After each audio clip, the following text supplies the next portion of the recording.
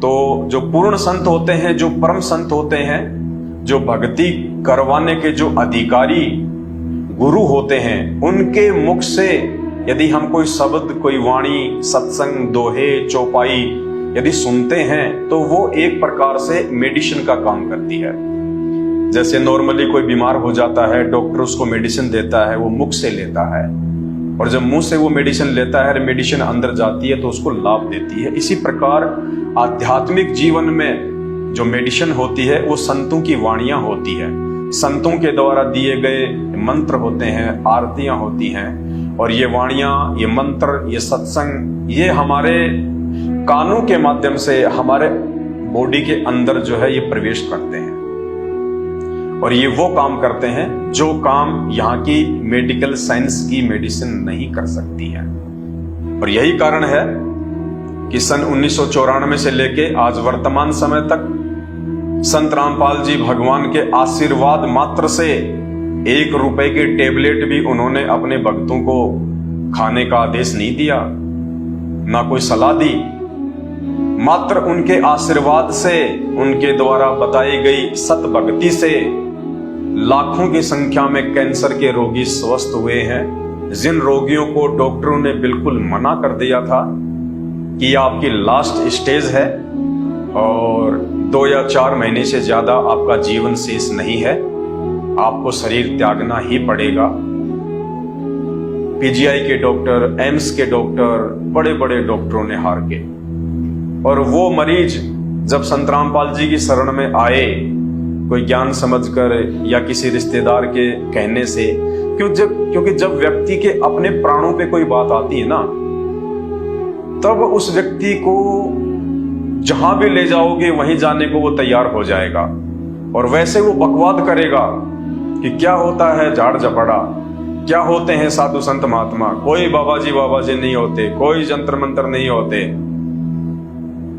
मैंने एमबीबीएस कर रखी है, मैं बहुत बड़ा डॉक्टर हूं, एमडी हूं, कुछ नहीं होता ये सब। और जब वो भाई साहब जब कभी अपने पूर्व जन्म के प्रारब्ध के कुकर्मों के चलते जब वो बीमार होते हैं या उनके ऊपर कोई शारीरिक आपत्ति आती है, और जब वो मेडिकल साइंस से उनका उपचार नहीं हो पाता है, हर प्रकार की मेडिसिन लेने के बाद, बड़े बड़े डॉक्टरों से सलाह मशवरा करने के बावजूद भी जब वो शारीरिक रूप से स्वस्थ नहीं होते हैं, और उस समय जब उनको लगता है कि अब मेरा समय आ चुका है, मैं ज्यादा दिन जीवित नहीं रह पाऊंगा, उस समय जब उनका कोई रिश्तेदार, कोई मित्र उनको कहता है कि भाई एक बात है, हमारे गांव के पास में एक व्यक्ति है और 80-90 साल का है भाई, और वो व्यक्ति ना एक ऐसा झाड़ा लगाता है या एक ऐसी कोई वो जड़ी बूटी देता है, उसके पास में ऐसा कोई सिद्धि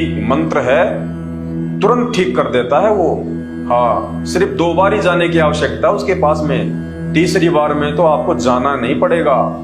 तो वो भाई साहब जो बहुत बड़े डॉक्टर थे, जो एमडी थे, जो दुनिया को सलाह दिया करते थे कि मेडिकल साइंस से बढ़ के कोई नहीं है, कोई भगवान नहीं होता, कोई बाबा नहीं होता, वो अपनी जीवन रक्षा के लिए उस भाई साहब को कहेगा, अरे भैया जल्दी करो, मुझे जल्दी से ले चलो, जहां मर्जी ले चलो, बस मेरे ये प्राण सुरक्षित रह जाएं। तो जब व्यक्ति के अपने जीवन पे बात आती है, जब उसके अपने प्राणों पे बात आती है, तब वो व्यक्ति भूल जाता है कि मैं कौन हूं, क्या हूं, मेरी पोस्ट क्या है, मेरा पद क्या है, मेडिकल क्या है। तब उसको केवल एक ही चीज दिखाई देती है कि जैसे तैसे करके मेरी जीवन रक्षा हो जाए। तो संत रामपाल जी ने लाखों ऐसे व्यक्तियों को मात्र अपने आशीर्वाद से, क्योंकि ये पूर्ण पुरुष हैं, असल में आदि पुरुष, दुनिया को अभी आदि पुरुष की परिभाषा का भी पता नहीं है कि आदि पुरुष क्या होता है। आदि यानी सबसे पहले वाला, जिससे पहले कोई भी ना उत्पन्न हुआ हो, उसको कहते हैं आदि। यानी जब से ये सृष्टि रची गई है, उस सृष्टि को जो रचने वाला है, जिस रचनहार से पहले किसी की भी उत्पत्ति ना हुई हो, जो इस सृष्टि का जो प्रथम पुरुष हो, उसको कहते हैं आदि। और पुरुष यानी भगवान, परमात्मा, अल्लाह। तो आदि पुरुष का मतलब होता है जिसने सृष्टि रची, जो सृष्टि में सबसे पहले विद्वान था और जो सृष्टि के अंत तक विद्यमान रहेगा, प्रकट रहेगा, जिसका अस्तित्व रहेगा, जो कभी भी मरता नहीं है, उसको कहते हैं आदि पुरुष। तो वो आदि पुरुष कबीर साहिब हैं। वेद जिनकी महिमा गाते हैं, स्पष्ट रूप से वेदों में, ऋग्वेद में अनेकों जगह उनका नाम लिखा गया है, उनकी महिमा लिखी गई है। वे आदि पुरुष कबीर देव, कबीर साहिब, जो चारों युगों में भिन्न भिन्न रूप धारण करके हम जीव आत्माओं के आत्म कल्याण के लिए प्रकट होते रहते हैं, वो आदि पुरुष, वो कबीर देव सतयुग में शत सुकृत ऋषि के नाम से प्रकट हुए थे और उन्होंने मनु को बहुत समझाया था कि मनु, तुझे तेरे पिता ब्रह्मा जी से जो वेदों का ज्ञान प्राप्त है, ये ज्ञान आधा अधूरा है। तेरे पिता ब्रह्मा जी को वेदों का संपूर्ण ज्ञान नहीं है। ब्रह्मा जी ने वेदों की उत्पत्ति नहीं की है। ब्रह्मा जी को तो दुर्गा जी के द्वारा समुद्र मंथन से वेद दिए गए थे। ब्रह्मा जी ने तो केवल उन वेदों की स्टडी की है, उनको पढ़ा है। और ब्रह्मा जी भी उन वेदों को नहीं समझ पाए, क्योंकि इस भक्ति मार्ग का एक रूल है, एक विधान है कि गुरु बिन वेद पढ़े जो प्राणी और समझे न सार रहे अज्ञानी। जो व्यक्ति तत्वदर्शी संत की शरण प्राप्त किए बिना इन वेदों को पढ़ेगा, अध्ययन करेगा, कहते हैं वो इन वेदों के मर्म को, इन वेदों के सार को, इन वेदों के रहस्य और निष्कर्ष को जीवन भर में नहीं समझ पाएगा। तो ब्रह्मा जी का कोई भी जो है वो गुरु नहीं था जब उसने वेदों को पढ़ना जो है वो शुरू किया। तो ब्रह्मा जी वेदों के सार को नहीं समझ पाए और जैसा उन्होंने पढ़ा, उनको समझ में आया, वैसा उन्होंने अपने मानस पुत्र मनु को दे दिए। मनु ने आगे अपने वंशजों को दे दिए, ब्राह्मणों को दे दिए। और ब्राह्मणों को जैसा समझ में आया, अब जब ब्रह्मा जी को ही वेद पूरी तरह से समझ में नहीं आए तो मनु को कहां से आएंगे?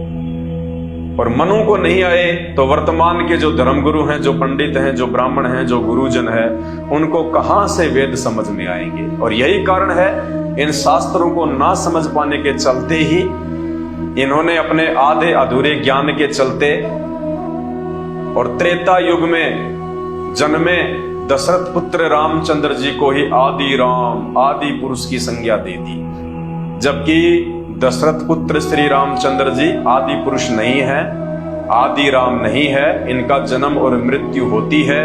ये पूजा के योग्य नहीं है, ये पूजा के लायक नहीं है।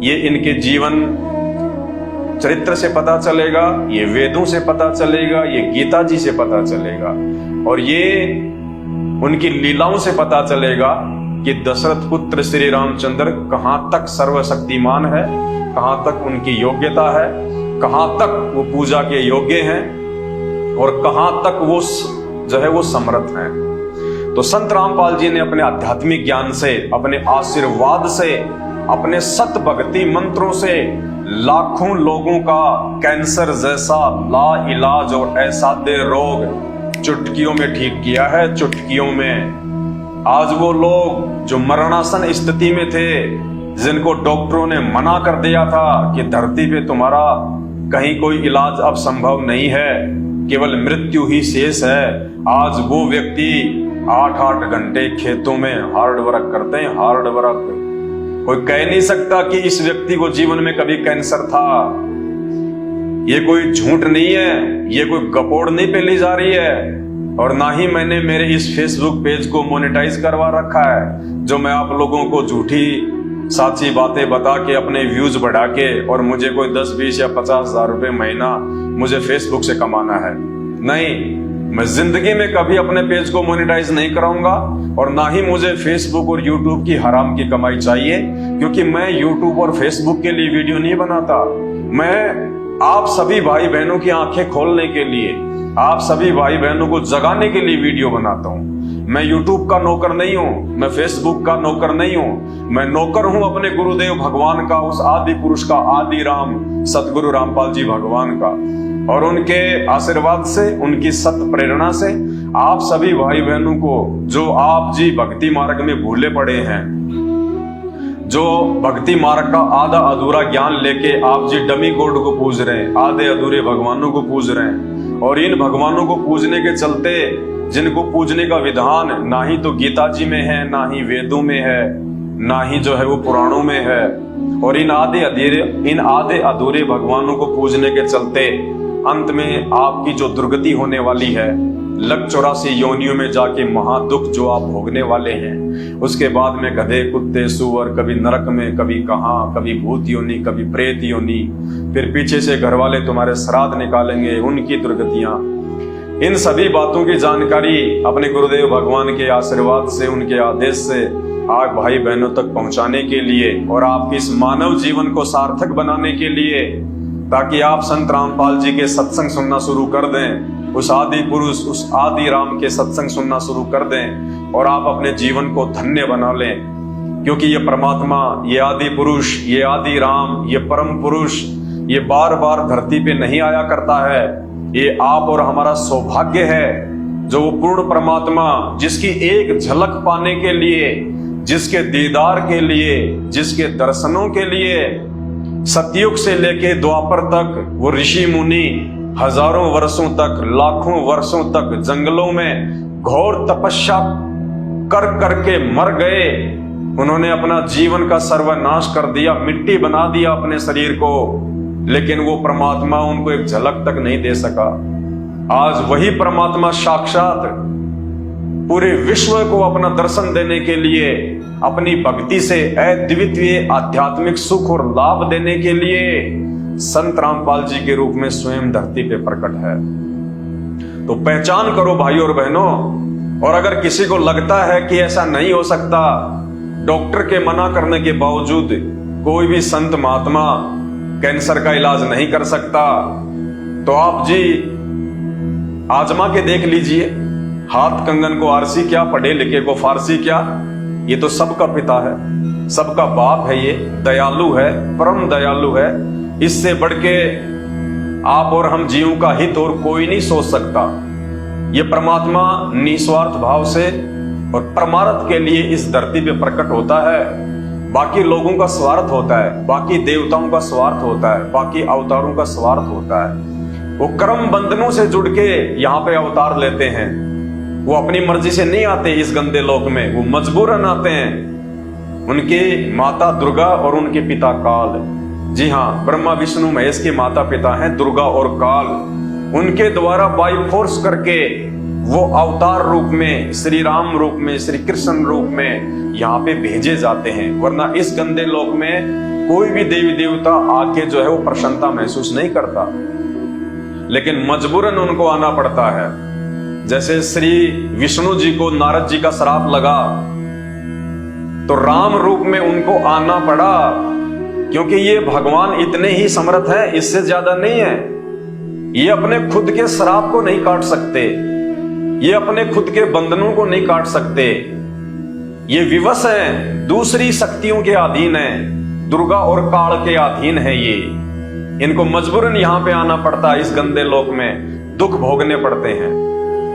अब श्री राम ही यदि आदि पुरुष है, श्री राम ही यदि आदि राम है, श्री राम ने ही यदि सृष्टि रची है, तो भाई राम को श्राप लग किसका जाएगा? नारद जी का एक देव का श्राप और विष्णु को लग गया और राम रूप में यहां पे आके दुख भोग रहा है। अरे भगवान के ऊपर श्राप काम नहीं करता, और जिस भगवान के ऊपर श्राप काम करता है तो वो फिर भगवान काहे का हुआ? जो श्राप भोगने के लिए फिर धरती पे आता है, तो ये आदि पुरुष नहीं है, ये आदि राम नहीं है। इनकी लीलाओं से पता चलेगा। आदि पुरुष, आदि राम जो स्वयंभू है, जिसके ऊपर ना दुर्गा का श्राप काम करता, ना काल का श्राप काम करता। बाकी 33 करोड़ देवी देवताओं की तो बिसात ही क्या है। वो आदि पुरुष आज इस धरती पे सतगुरु रामपाल जी भगवान है। अभी मेरी बातें आपको इतनी सत्य प्रतीत नहीं होंगी, क्योंकि अभी आप लोगों के ऊपर अज्ञानता का नशा ज्यादा चढ़ा हुआ है। आपने बचपन से अपने पूर्वजों से श्री राम श्री कृष्ण जी की जो कथाएं हैं, जो लीलाएं हैं, वो सुन रखी हैं, इसलिए आपके ऊपर अभी ये पेंट चढ़ा हुआ है। और जब इस संत रामपाल जी के सत आध्यात्मिक ज्ञान का रैग मार्ग लगेगा बार बार, जब आप उनके सत्संग सुनेंगे, आप उनके प्रवचन सुनेंगे, तो ये जो पेंट आपको जो चढ़ा हुआ है ब्रह्मा विष्णु महेश के अज्ञान का, हमारे नकली धर्म गुरुओं के द्वारा जो अज्ञान आपके अंदर ठोक दिया गया है, जब ये संत रामपाल जी के तत्व ज्ञान का रैग मार्ग लगेगा बार बार, जब आप उनके सत्संग सुनेंगे और विशेष तौर पे उनके द्वारा बताई गई सृष्टि रचना को सुनेंगे, तो वो पेंट ऑटोमेटिक उतरने लगेगा। और फिर ये संत रामपाल जी वाला ओरिजिनल पेंट ऐसा चढ़ जाएगा कि फिर इसको उतारने में कोई सक्षम नहीं होगा इसको। तो हाथ कंगन को आरसी क्या, पढ़े लिखे को फारसी क्या।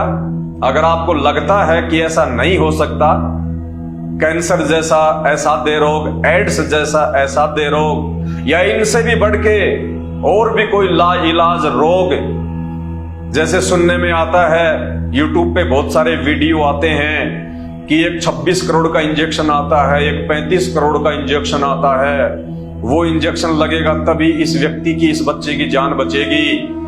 अरे कुछ नहीं, 26 रुपए नहीं लगेंगे। 26 रुपए क्या होते हैं, और चाहे उस बीमारी का बाप क्यों ना हो। एक बार संत रामपाल जी के 1 महीने सत्संग सुन के देखिए, सत्संग सुन के आपको चाहे कैसा भी रोग क्यों ना है, कैंसर और एड्स को छोड़ दीजिए, वो तो कुछ भी नहीं है। अगर उससे भी बढ़ के कोई रोग आपको है, और यदि आप हर प्रकार से डॉक्टरों से दुखी हो चुके हैं, परेशान हो चुके हैं, धर्म गुरुओं के पास जाके भी दान धर्म कर करके भी उनके पैरों में नाक रगड़ रगड़ के भी यदि आप दुखी हो चुके हैं, ये पवनदास अपने गुरुदेव भगवान पे विश्वास करके दावे के साथ कहता, दावे के साथ, क्योंकि धरती पे आदि राम प्रकट है, आदि राम परम पुरुष। अगर ऐसा कोई व्यक्ति है और यदि वीडियो देख रहा है, तो निष्पक्ष होके भूल जाना कि मैं हिंदू हूं, मैं मुसलमान हूं, मैं जैनी हूं, मैं सिख हूं, मैं ईसाई हूं, मैं ब्राह्मण हूं, मैं ठाकुर हूं, मैं राजपूत हूं, मैं यादव हूं। ये जाति, ये धर्म, ये अभिमान, ये मान बढ़ाई, इन सब को भुला के और अपने आप को एक मरीज समझ के कि देख तेरी औकात कुछ नहीं है। तू चाहे बहुत बड़ा डॉक्टर है, तू चाहे बहुत बड़ा धर्मगुरु है, या तू चाहे ब्राह्मण है, तू चाहे पंडित है, तू चाहे पैसे वाला है, देख आज तेरी क्या हालत है। खटिया पे पड़ा, खटिया पे। घर वाले भी तेरे से दुखी हैं, रिश्तेदार भी नफरत करते हैं जब मेरे पास में बैठते हैं, और जब ये बदबू आती है, जब ये दुर्गंध आती है कैंसर की।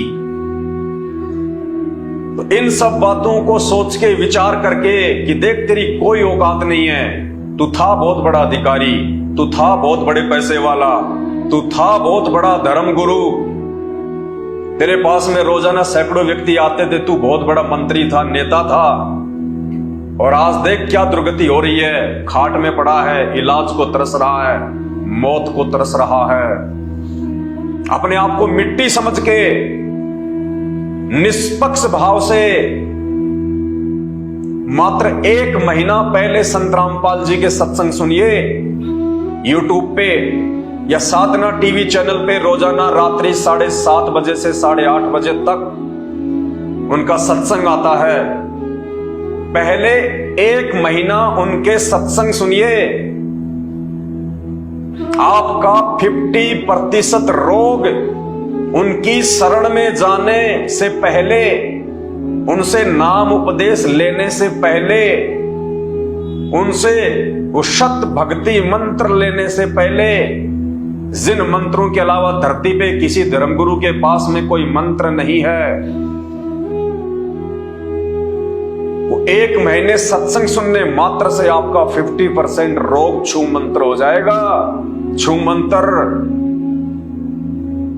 और जो हजारों की दवाइयां आप रोज खाते थे, लाखों की दवाइयां महीने में खाते थे, वो दवाइयां आपको कचरे में डालने का जी करेगा कि डस्टबिन में डाल दो इनको। जो फायदा पिछले 8 वर्षों से 10 वर्षों से इन दवाइयों से नहीं हो रहा था, वो फायदा मात्र संत रामपाल जी के 1 महीने सत्संग सुनने से मुझे हो रहा है। आप खुद ब खुद डस्टबिन में डाल दोगे उन दवाइयों को। भाई और बहनों, अभी तक हमारे को केवल इन अज्ञानी धर्म गुरुओं ने, इन शास्त्रों से अनभिज्ञ अनजान नादान धर्म गुरुओं ने अपने धार्मिक धंधे के लिए आप और हम सभी भोली आत्माओं को, चाहे वो किसी भी धर्म में क्यों ना हो, सच्चाई से दूर रखा है, कोसों दूर। आज संत रामपाल जी ने आके हमारी आंखें खोली हैं इन शास्त्रों को दिखा के कि भक्ति क्या है और भगवान क्या है। तो चाहे आपको एड्स हो, चाहे कैंसर हो, चाहे कोई भी ला इलाज बीमारी क्यों ना हो, आप मात्र 1 महीने परम संत सदगुरु रामपाल जी भगवान के सत्संग सुनिए। उनके मुख कमल से निकले गए वचन, वो प्रवचन, वो शब्द अपने कान के माध्यम से अपने शरीर में जाने दीजिए। जो काम मुंह के माध्यम से, मुख के माध्यम से लाखों रुपए की दवाइयों ने नहीं किया और ना कर पाएंगी, वो काम संत रामपाल जी के सत्संग करेंगे, उनके प्रवचन करेंगे। और उसके बाद में खुद ब खुद आपकी नीयत बन जाएगी, खुद ब खुद आप रह नहीं पाओगे। आप तुरंत संत रामपाल जी से जाके नाम उपदेश लोगे। और जिस दिन आपने उनसे नाम उपदेश ले लिया, उनसे वो सर्व शास्त्रों से प्रमाणित सत भक्ति मंत्र ले लिए, ये सोने जैसी काया कर देगा भगवान। सोने जैसी काया धरती पे परमात्मा उतरा हुआ है। अभी तक हमने केवल आधे अधूरे देवताओं को भगवान मान के पूजा है, डमी गॉड को, ब्रह्मा विष्णु महेश जी को, श्री राम को, श्री कृष्ण जी को, इंद्र को, 33 करोड़ देवी देवताओं को। ये तो काल के अधीन है, ये तो शैतान के पुत्र हैं, शैतान के पुत्र। तो आज संत रामपाल जी भगवान, इन सबसे ऊपर का भगवान, सबसे ऊपर का परमात्मा, केवल उसी की भक्ति करने के लिए ये मानव शरीर हमें प्राप्त हुआ है। और हमारा सौभाग्य है कि आज वो परमात्मा हमारे समकालीन है, हमारे समक्ष धरती पे प्रकट है। तो भाइयों और बहनों, विलंब मत सुनो किसी की, मत देखो किसी की ओर। आत्म कल्याण आपने अपना करवाना है तो विचार भी आपने ही करना पड़ेगा, चिंतन भी आपने ही करना पड़ेगा। वरना अंतिम समय में इन आधे अधूरे भगवानों की भक्ति करने के चलते वो दुर्गति होगी, दुनिया याद रखेगी। तो YouTube पे जब तक आप उनके द्वारा बताई गई सृष्टि रचना को नहीं पढ़ेंगे, नहीं समझेंगे, तब तक आपको किसी भी धर्म का कोई भी धर्म ग्रंथ समझ में नहीं आएगा। भाई और बहनों, 2 घंटे से मुझे थूक बिलोने का कोई शौक नहीं है। आप भी अपने कीमती समय में से थोड़ा बहुत समय निकाल के ये वीडियो देख रहे हैं, तो ये वीडियो देखने का फायदा उसी समय है जब आप संत रामपाल जी के सत्संग सुनना शुरू करें।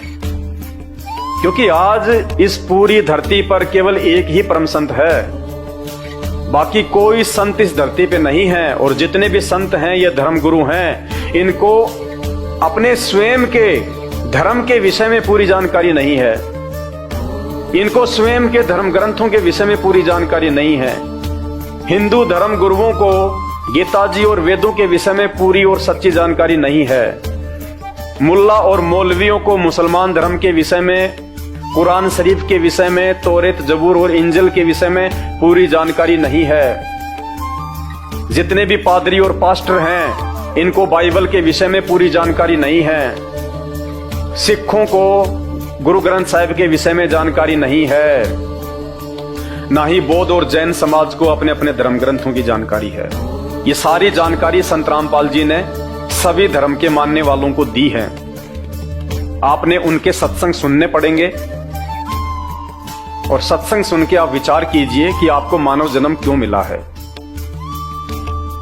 परमेश्वर कहते हैं, मानव जन्म पाए के जो नहीं रटे हरि नाम, और जैसे कुआं जल बिना फिर बनवाया क्या काम। ये 84 लाख योनियों से भिन्न एक मानव शरीर हमारी को केवल और केवल भक्ति के लिए मिलता है। अन्य योनियों में जाके महादुख भोगने से बचने के लिए मिलता है। और ये केवल उसी समय संभव है जब हम एक परमेश्वर की भक्ति करें। और एक परमेश्वर की जानकारी वर्तमान में पूरी पृथ्वी पे यदि किसी धर्मगुरु के पास में है तो केवल परम पूज्य सतगुरु रामपाल जी भगवान के पास में है। और जब तक आप उनके सत्संग नहीं सुनेंगे, आप उनके विचारों से परिचित नहीं होंगे, तब तक ऐसे ही आप अपना ये अनमोल मानव जन्म बर्बाद करते रहेंगे।